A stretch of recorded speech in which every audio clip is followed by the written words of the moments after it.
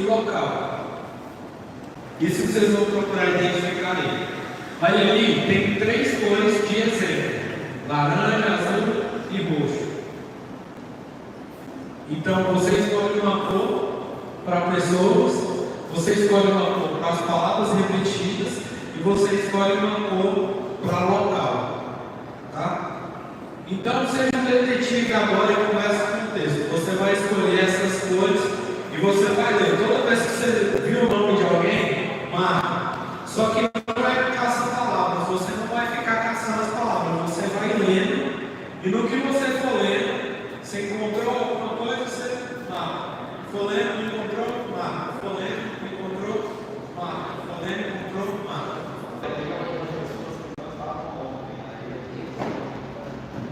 Já pega, irmão, o trem já está passando. Então, observação, o que o texto diz. Interpretação, o que significou para os primeiros ouvintes. E a aplicação, o que significa para mim. É isso aí, muito bom. Então, vamos relembrar. A interpretação, o que significou aos ouvintes primitivos. Um texto não pode significar aquilo que nunca poderia ter significado para o seu autor ou os seus leitores. Essa informação é muito importante. É uma regra de hermenêutica. Eu vou tirar aqui porque senão vocês vão ficar olhando para lá e não vão olhar para mim. Você já ouviu falar daquele deus grego que chama Hermes? Já ouviu falar do Hermes? O que era o Hermes? Ele era o deus grego que era o responsável por passar a mensagem dos deuses para os homens e a mensagem dos homens para os deuses. Então ele tinha que interpretar a mensagem dos deuses para os homens e a dos homens para os deuses. Por isso que essa ciência chama hermenêutica.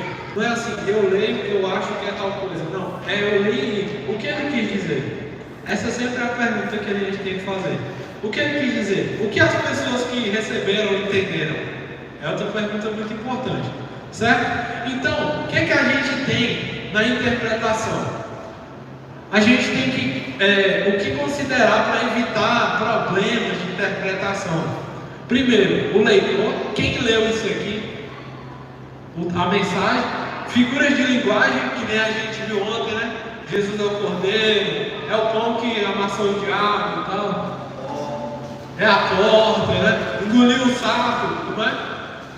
Pagar saco, e o gênero literário, epistolar, narrativo, sapiência, proféticos e cânticos. Você vai concordar comigo aí agora. Não é verdade que é diferente ler os Salmos e ler Levítico? Não é diferente? O jeito que o texto está escrito e tal, não é tudo diferente? A Bíblia fala tal coisa. Tem vários gêneros literários, tem várias formas de comunicar e tem vários autores. Às vezes, não olhar para esses autores e sempre ter essa visão sempre do todo, que na realidade essa visão do todo não é uma do todo. Você está olhando um versículo e está falando, a Bíblia diz, cuidado. Às vezes você está olhando um versículo e respondendo pela Bíblia toda. E esse versículo às vezes está em um gênero literário e em outro gênero, ou em outro autor, está falando uma coisa que se você olha assim, às vezes parece que está contraditória. Mas não é.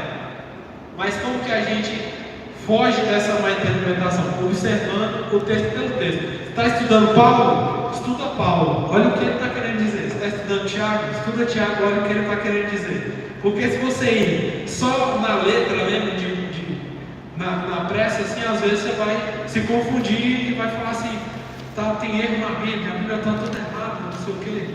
Então, cuidado, não faça isso.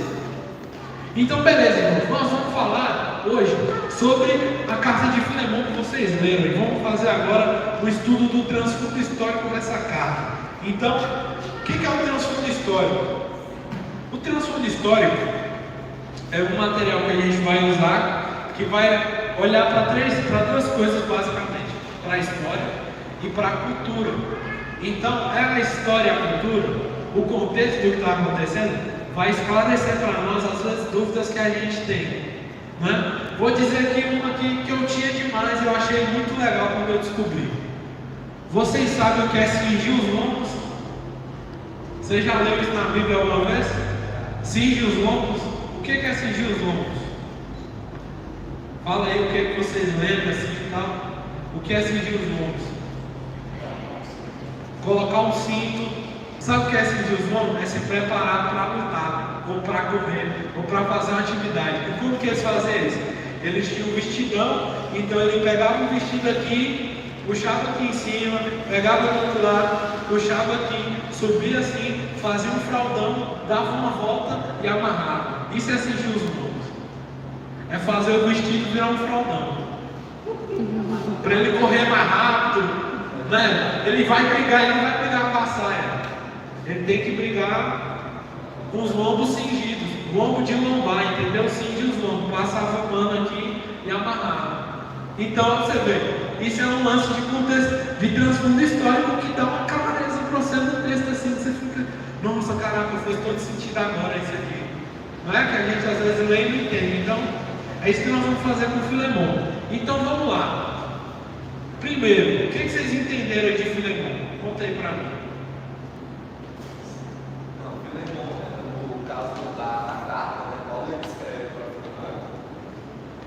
Ele escreve essa carta para Filemon porque ele estava preso como um servo de Filemon, um escravo chamado Onésimo.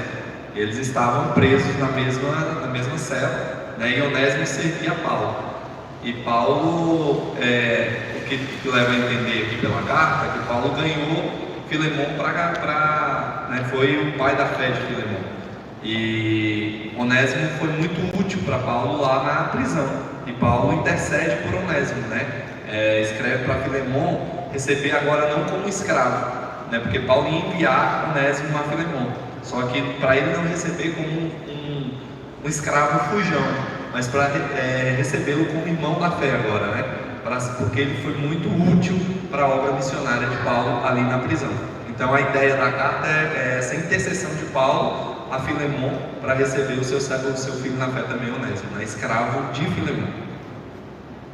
Mais alguém quer falar alguma coisa da carta? Então, eu entendo que Onésimo fez alguma coisa para Filemon. O que foi? Não sei, provavelmente Onésimo já servia Filemon. E ele fez alguma coisa lá nesse decorrer e fugiu e acabou, né, que Paulo ganhou Onésimo, que já tinha ganhado aquele povo para Cristo, né? Ele tinha ganhado e ele acabou intercedendo por Onésimo para ele voltar, para que Filemon perdoasse o que ele fez e aceitasse ele de volta. Mais alguém quer falar alguma coisa que observou aí? Dúvidas, coisas que você lê assim, puxa, que é isso aqui, rapaz? Mais alguém quer falar alguma coisa? Agora a cidade ninguém esquece mais, né? Qual era a cidade que era a igreja? Colossos, ninguém esquece mais, né? Beleza, é o seguinte, esse lugar aqui era onde provavelmente Filemon estaria, e era a igreja. E quem estava na igreja? Áfia, Arquipo, né? E Paulo estaria aqui, ó, em Roma. Olha a distância de Roma para Colossos. A distância, imagina naquela época, quanto tempo levaria para o cara sair daqui e chegar lá. Quando você lê na carta, você vai ver que Paulo chega todo manhoso, né? Filemon, irmão amado, não sei o que, tenho ouvido falar da sua fé, como você é um homem de fé, um homem que anima a igreja, você é uma bênção e tal. Aí ele vai falando, aí ele joga um problema. Você tem problema com alguém, e esse alguém é Onésimo.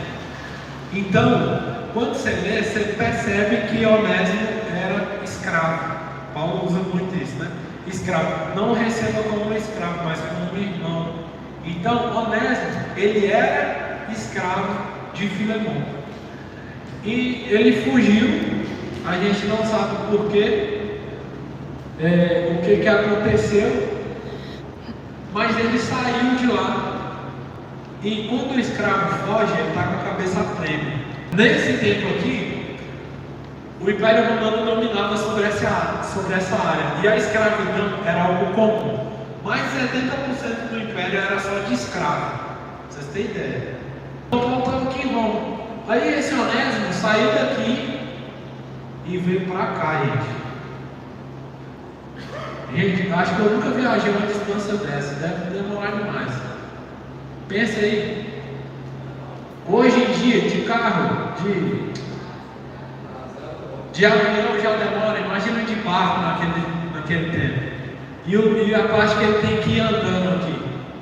Mas ó, você entra aqui, então ele sai daqui fugindo e vem para cá. E Paulo manda ele voltar. Paulo vai falar para ele voltar, que está enviando ele de volta. Então ele vai sair daqui e voltar para cá. Irmãos, uma pessoa está hesitando só para resolver um problema pessoal. É muita coisa, né?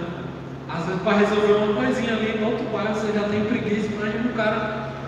Meu Deus. Vamos falar aí sobre os personagens. Primeiro, a igreja. Paulo encontrou Filemão quando foi em Colossos, deixou Epáfras para plantar a igreja em Colossos em sua primeira viagem para lá. Epáfras era o pastor da igreja, que esse cara estava preso junto com Paulo na prisão. Lógico, né? Ele estava preso junto com Paulo nesse tempo, nesse período. Então, Paulo encontra com Filemão quando ele foi em Colossos. Ele passou por lá na sua primeira viagem missionária. Provavelmente estavam pregando e Filemão converteu e deixou Epáfras, esse cara lá, para plantar a igreja em Colossos na primeira viagem missionária que ele fez. Filemão, vamos falar desse personagem agora. Nós vamos tentar falar dos personagens e trazer esse plano de fundo para você entrar na história. Se você tiver alguma pergunta, pode fazer aí também. Podemos supor que ele residia em Colossos, que é o texto que eu tenho lá para nós, né? Colossenses 4:9, lembra? Que indica que aquela localidade com Onésimo. Então, residia em Colossos, Colossenses 4:9, cita o nome do cara, a igreja era lá. Ah, e interessante que nessa época a igreja não era assim como a nossa, assim não. Tem um som, tal, todo bonito, né? Igreja que chique, tal, flechas, luz. As igrejas eram nas casas. E essa igreja era na casa de Filemão. Filemão era o proprietário de Onésimo, o escravo fugitivo que a gente está comentando. Provavelmente o próprio Filemão se converteu através do ministério de Paulo, ou através do seu ministério em Éfeso, que ficava próximo e onde Paulo permaneceu por quase 3 anos. Então, Éfeso também era aqui do lado, ó Éfeso aqui. Então, Filemão virou crente numa dessas aí, ou quando Paulo passou lá, ou quando ele estava em Éfeso. Beleza. Agora vamos falar de Áfia e Arque. Quem são esses dois? Alguns estudiosos entendem com base nos primeiros versículos e segundos dessa epístola que Áfia era a esposa de Filemão.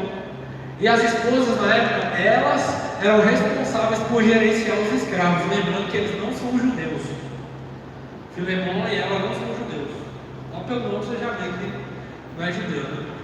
Então, você vê a intencionalidade de Paulo em citar o nome dessa pessoa?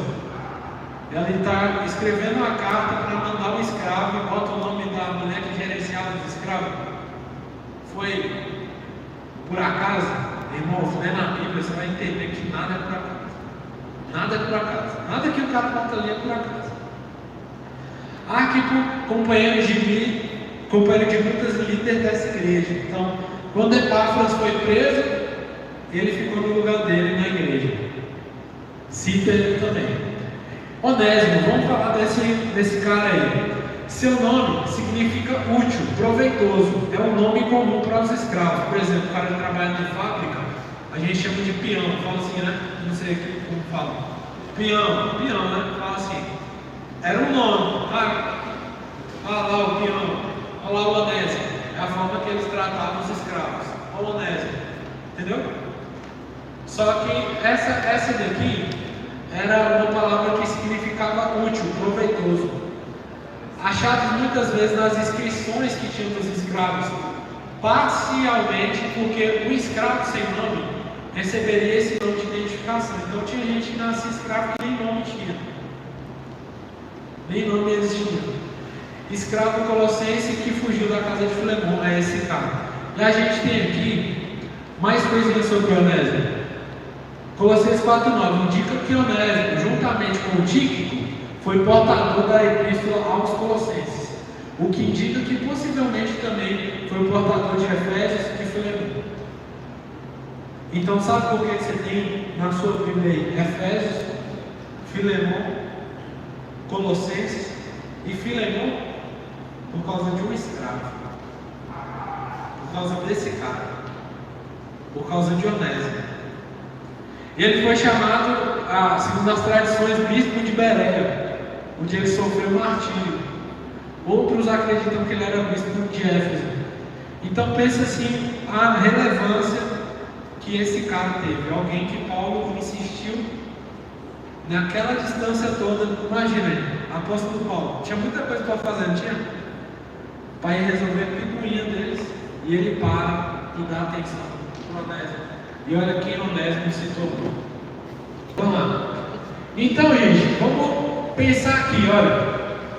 Isso daqui era o colar que os escravos usavam. Eu fugi, me prenda. Se você me trouxer de volta ao meu mestre Zonimos, é o que está escrito aqui. Você receberá uma moeda de ouro como recompensa. Interessante que tem um negócio escrito aí na carta aí. O que é? Quando Paulo fala assim que Onésimo fugiu, ele fala o quê? Fala mais forte, irmão, oh, glória. Eu pagarei. Ela vai pagar o lanche hoje, oh, glória. Tô brincando. Eu pagarei. Pagar o quê? Isso daqui, ó, a recompensa. A gente pagar na lei. Então, aqui, se o escravo fosse pego fugindo, era assim. E aqui é de mais próximo. Imagina você, irmão, andando com um negócio desse no pescoço. Imagina nós. Às vezes a gente não tem noção de com quanta dor esses livros foram passados para nós. Quanta tristeza, quanto choro, quanto esforço. Às vezes até sangue. Vidas de pessoas. Então olha para você ver o esforço de um escravo chamado Onésimo. Nos alcançou.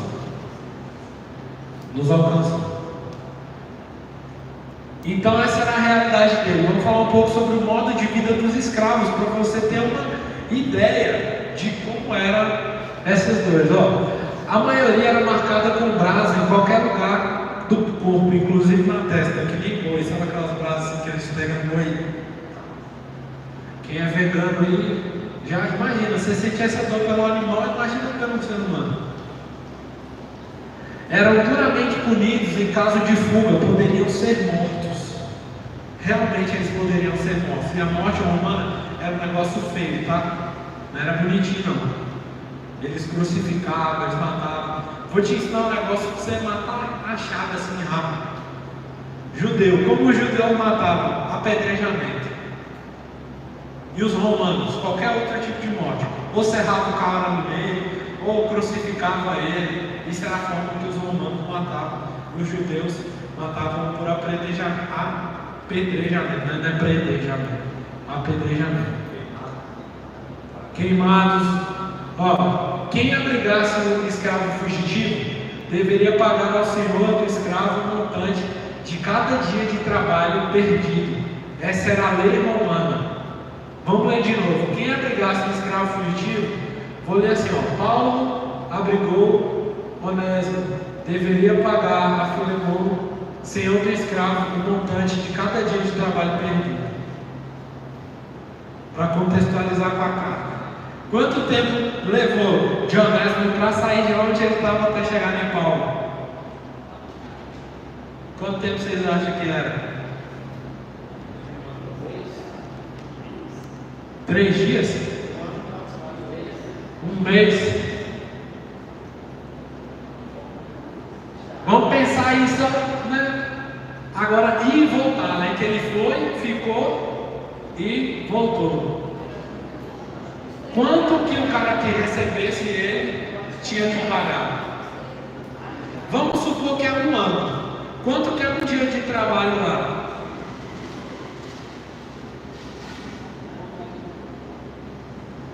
Vamos supor agora quanto que é um dia de trabalho aqui. Aqui em Planaltina, quanto que é um dia de trabalho? R$150?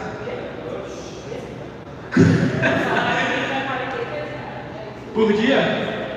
43 vezes 365.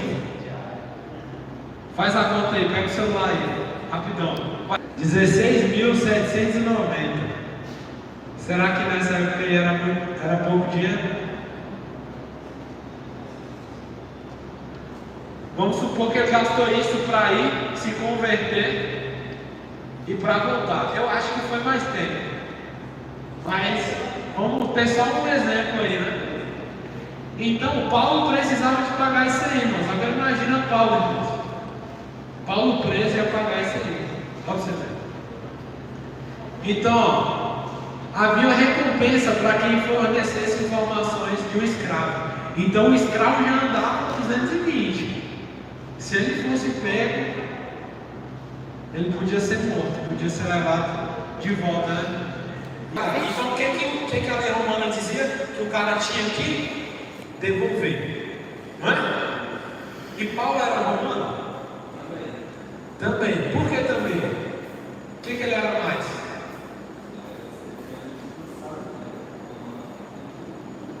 Ele era judeu. E o que a lei judaica dizia quando um escravo fugitivo chegasse até você? Se um escravo aparecesse para ele, Deuteronômio 23:15: não entreguem ao seu senhor o escravo que tenta fugir dele, se refugiar entre vocês. Paulo cumpriu a lei judaica?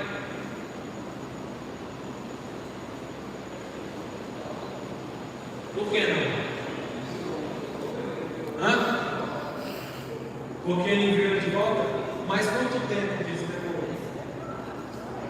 Ele recebeu, ele não recebeu? Ele fez as duas coisas. Ele cumpriu para falar da judaica,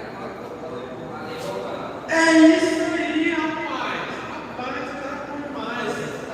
É diferente.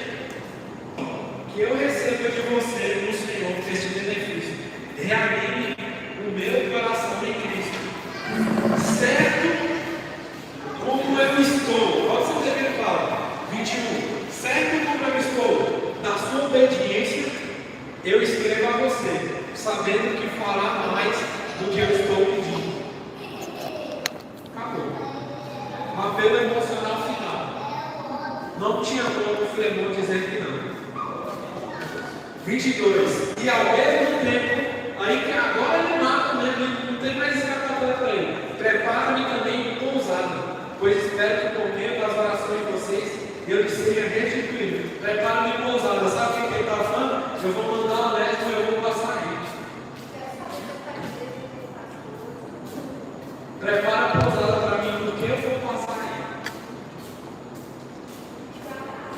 E aí, fechando, 23, 24, 25. Epáfras, prisioneiro comigo em Cristo Jesus, que era o pastor da igreja que estava preso com Paulo. Marcos, que escreveu o Evangelho. Aristarcos, que foi prisioneiro com Paulo também. Demas, que era parceiro, mas o mundo convenceu. E Lucas, médico, historiador, teólogo, um cara excepcional do Novo Testamento. Meus colaboradores mandam saudações a vocês, minhas testemunhas, que sabem disso, né? Que sabem disso. Quer dizer, o pastor da igreja, aí matou a chave, né? O pastor da igreja já sabe, tá? Mas o pastor da igreja já está ciente.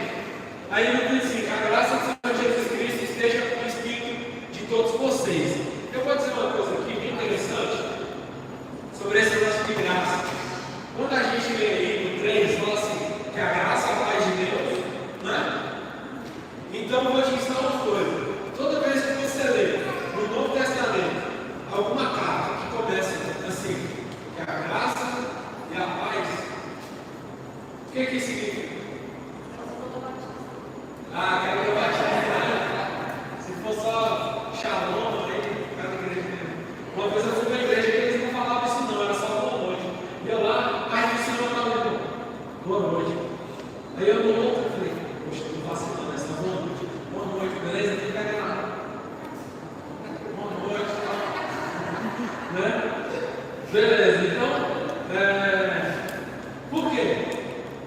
que vocês acham?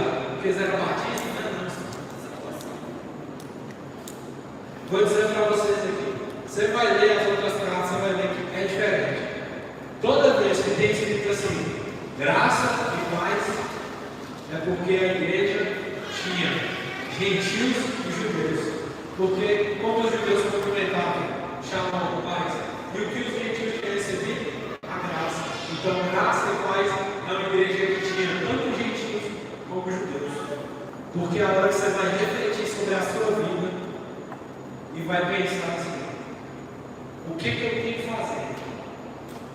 Tem muita gente que se perde no estudo da Bíblia, no estudo teológico, porque o conhecimento faz essa pessoa se tornar soberba. E na realidade, depois que você conhece, que você aprende, você precisa de gerar em você muito mais compaixão pelo outro. Por quê? Porque um dia você também não soube. E olha para você ver, nós ficamos aqui 2 dias inteiros falando disso. Não adianta você chegar amanhã no irmão e falar, você já leu o Filemão está na Bíblia. Que isso, rapaz? Você não está na Bíblia não? Não sabe que está aí? Não sei o que e tal. Ah, não, que vergonha. Entende? Não é essa atitude que a gente tem que ter. Pelo contrário, isso tem que gerar em nós mais compaixão e gerar mais devoção. O estudo da palavra de Deus tem que gerar mais fé na gente, não minar a nossa fé.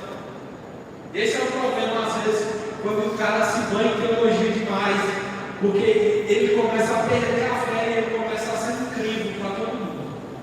É alguém que quer ficar medindo todo mundo. É alguém que você não pode falar nada que o cara já. Por isso que quando a gente gosta de estudar, nós estamos sempre trabalhando, então o irmão já fica assim, poxa, eu não posso falar nada errado aqui, senão. Que nada, irmão, todo mundo já falou um negócio errado, irmão. Que nunca, irmão. Que nunca. A gente está aprendendo. Nós não queremos permanecer com ele, isso é verdade. Mas nós estamos aprendendo. A gente precisa ter compaixão com o outro. Por quê? Porque o tolo, ele pensa que é sábio. O tolo acha que é sábio. Só que o sábio, ele sabe que sabe, mas um dia ele também foi um tolo, porque ele não sabia. Então ele precisa de ter muito mais paciência, muito mais amor pelo outro irmão. Tem que ter muito mais compaixão. Por quê? Porque um dia ele também passou por aquilo que o irmão passou. E Deus teve paciência com ele no processo dele de aprender. Alguém teve paciência com ele para ele aprender. Então ele precisa de ter paciência para ensinar. Não é? Assim que a gente deve agir. Então, vamos para a aplicação. A aplicação é a nossa resposta a Deus. Uma palavra sem aplicação é uma palavra estéril. Não adianta eu estar aqui no culto e ouvir a palavra todo dia, todo domingo, e você sair daqui e não fazer nada, não tomar uma atitude na sua vida. Não vai mudar nada. Moço, eu sou crente, tal, estou aqui, nada muda na minha vida, não sei o quê. Pois é, meu irmão, porque você não muda. Você não deixa essa palavra se tornar eficaz. Você só quer saber, não vai mudar nada. Você tem que viver, você tem que praticar. Então, a aplicação é a verdadeira fonte da sabedoria. Muito mais vale alguém que vive o que sabe do que alguém que sabe demais e não vive nada. Muito mais vale. Não é? Então, ler a Bíblia sem aplicar em minha vida de forma prática é olhar no espelho, virar as costas e sair esquecendo da minha aparência verdadeira. É que nem eu venho aqui para o texto e leio, e a palavra começa a me limpar, ela me mostra, ela é um espelho claro para mim. Quando você se olha no espelho, você vê às vezes os homens aí, a barba está suja, fica bagunçada, corta no meio, pode se ajeitar, não é? Você está com a bagunçada, fazendo toda amarrotada. Não é o espelho que te mostra isso? Alguém que estuda, observa, interpreta, mas não aplica, é a mesma coisa de frente no espelho, ele se vê, a vida dele está toda bagunçada, e ele sai de lá e fica assim, não liga. Isso é você ouvir a palavra e não aplicar, porque é como se tivesse um espelho na sua frente E você precisa de praticar para tirar isso.